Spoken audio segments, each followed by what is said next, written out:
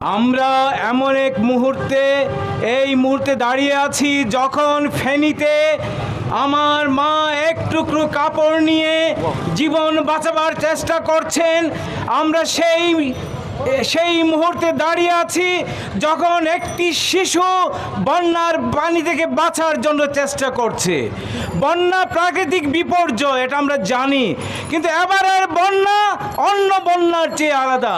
এবারের বন্যা হঠাৎ করে বাঁধ খুলে দেওয়া হলো, আমাদের মানুষ ডুবে মরছে।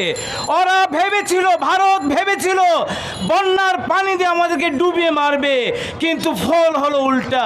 আজকে বাংলার হিন্দু মুসলমান তারা মসজিদে আশ্রয় নিয়েছে, পাশাপাশি অবস্থান করছে। আজকে বাংলার হিন্দু মুসলমান তারা মন্দিরের আঙ্গিনায় আশ্রয় নিয়েছে, পাশাপাশি অবস্থান করছে।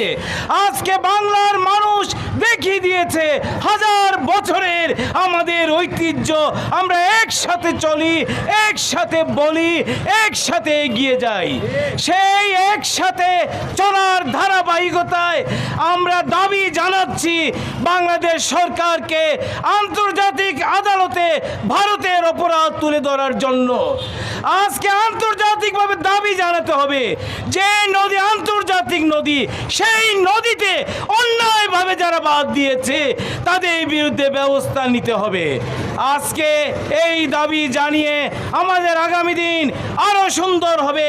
বিগত আন্দোলনে যে ঐক্যের সূচনা হয়েছে, সেই ঐক্যের ধারাবাহিকতায় সমৃদ্ধ বাংলাদেশের স্বপ্নে আমরা যেমন দেখেছি, সেই স্বপ্ন ইনশাল্লাহ বাস্তবায়িত হবে এবং সেই স্বপ্নকে বাস্তবায়নের জন্য সকল ধরনের দেশীয় আন্তর্জাতিক ষড়যন্ত্র প্রতিহত করে আমাদেরকে এগিয়ে যেতে হবে। বাংলাদেশ জিন্দাবাদ।